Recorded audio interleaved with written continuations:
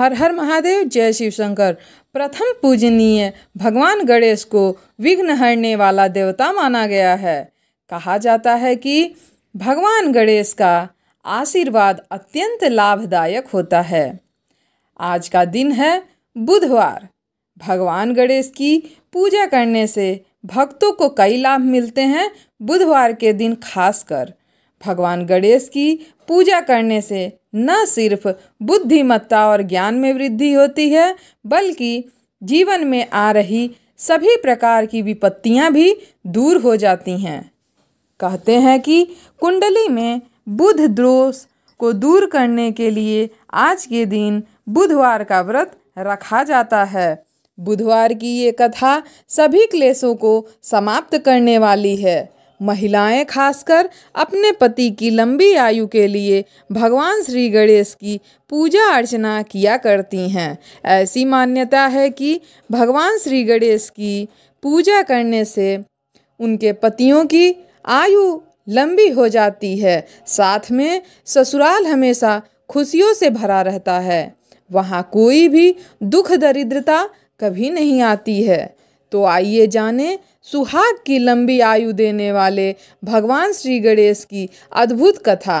प्रथम कथा है भगवान श्री गणेश की आशीर्वाद देने वाली कथा। प्रथम एक समय की बात है, एक भाई बहन रहा करते थे।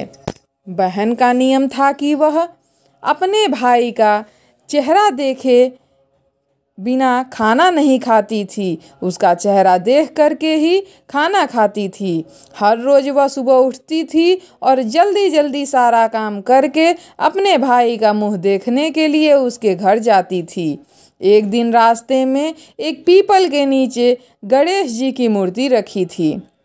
उसने भगवान के सामने हाथ जोड़कर कहा कि मेरे जैसा अमर सुहाग और मेरे जैसा अमर पीहर सबको दीजिएगा, हे प्रभु गणेश जी। यह कहकर वह आगे को बढ़ने लगी। जंगल की झाड़ियों के कांटे उसके पैरों में रोज ही चुभा करते थे। एक दिन भाई के घर पहुंची और भाई का मुंह देख करके बैठ गई। तो भाभी ने पूछा, पैरों में ये क्या हो गया है जो इतना भी रक्त बह रहा है? यह सुन करके उसने भाभी को जवाब दिया कि रास्ते के जंगल में झाड़ियों के गिरे हुए कांटे पाँव में छुप गए हैं। जब वह वापस अपने घर आ जाए तब भाभी ने अपने पति से कहा कि रास्ते को साफ करवा दीजिए, क्योंकि आपकी बहन के पाँव में बहुत सारे कांटे चुभ गए हैं। वह रोज ही आती है, रोज ही ऐसा होता है। भाई ने तब कुल्हाड़ी ले करके सारी झाड़ियों को स्वयं ही काट करके रास्ते को साफ कर दिया, जिससे श्री गणेश जी का स्थान भी वहाँ से हट गया। यह देखकर भगवान जी गुस्सा हो गए और उसके भाई के प्राण हर लिए। लोग अंतिम संस्कार के लिए जब भाई को ले जा रहे थे तब उसकी भाभी ने रोते हुए लोगों से कही कि थोड़ी देर रुक जाओ, उसकी बहन ही आने वाली है। वह अपने भाई का मुंह देखे बिना नहीं रह सकती, ना कुछ खा सकती है ना पी सकती है। उसका यह रोज का नियम है। तब लोगों ने कहा, आज तो देख लेगी पर कल कैसे देखेगी? रोज दिन की तरह बहन अपने भाई का मुंह देखने के लिए जंगल में निकली।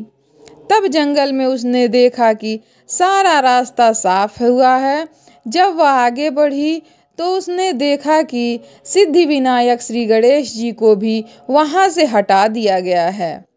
तब उसने जाने से पहले गणेश जी को एक अच्छे स्थान पर रखकर उन्हें स्थान दिया और हाथ जोड़कर भगवान से प्रार्थना करके बोली, भगवान मेरे जैसा अमर सुहाग और मेरे जैसा अमर पीहर सबको देना।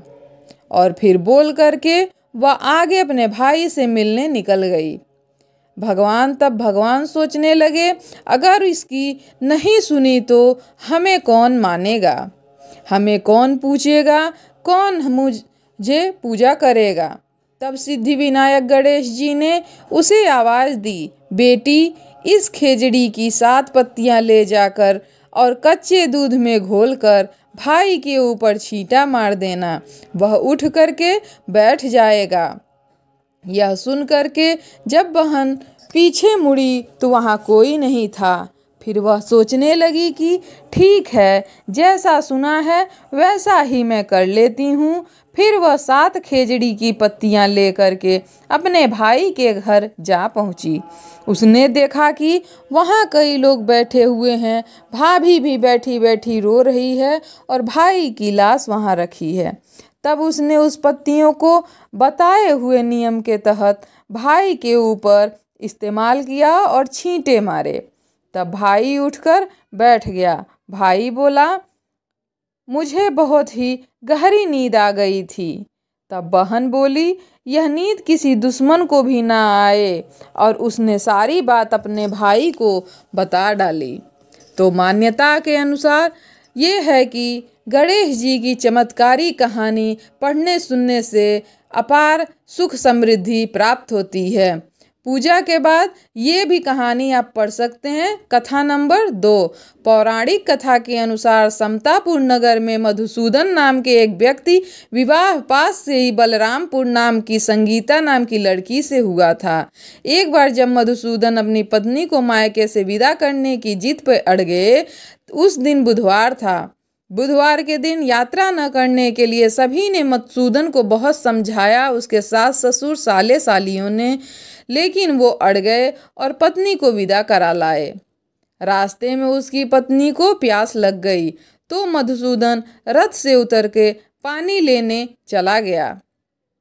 जब वह लौटा तो देखा कि उसी का हमशक्ल का एक आदमी उसकी पत्नी के साथ बैठा हुआ था। उसने हमशक्ल से पूछा कि वो कौन है। इस पर उसने कहा कि वो तो मधुसूदन है और संगीता उसी की पत्नी है। दोनों के बीच बहुत ही ज़्यादा झगड़ा होने लगा। झगड़े को देख करके राजा के सिपाही वहां आ गए। उन्होंने संगीता से पूछा कि उसका असली पति इनमें से कौन है। तब वह जवाब नहीं दे पाई। वो घबरा गई क्योंकि वो खुद दुविधा में पड़ गई। इस पर सिपाहियों ने उनको राजा के दरबार में पेश किया।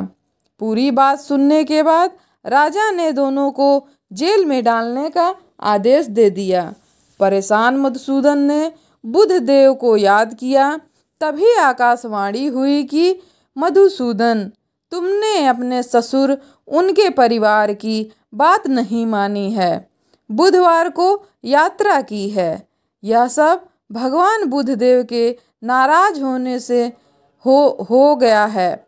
भगवान बुधदेव की बातों को सुनकर मधुसूदन को अपनी गलती का एहसास हो जाता है। उसने भगवान से अपनी गलती की माफ़ी मांगी, बुधवार को यात्रा नहीं करने का प्रण ले लिया। जय श्री गणेश। भक्तों, वीडियो पसंद आती है तो लाइक और शेयर कर दीजिए, और चैनल पे अगर आप नए हैं तो चैनल को सब्सक्राइब कर लीजिए, और कमेंट में आप लोग जय श्री गणेश लिखना ना भूलें। जिस प्रकार से उन भाई बहनों का, मधुसूदन पति पत्नी का संगीता के साथ सुख समृद्धि मिली, उसी तरह सभी की मनोकामना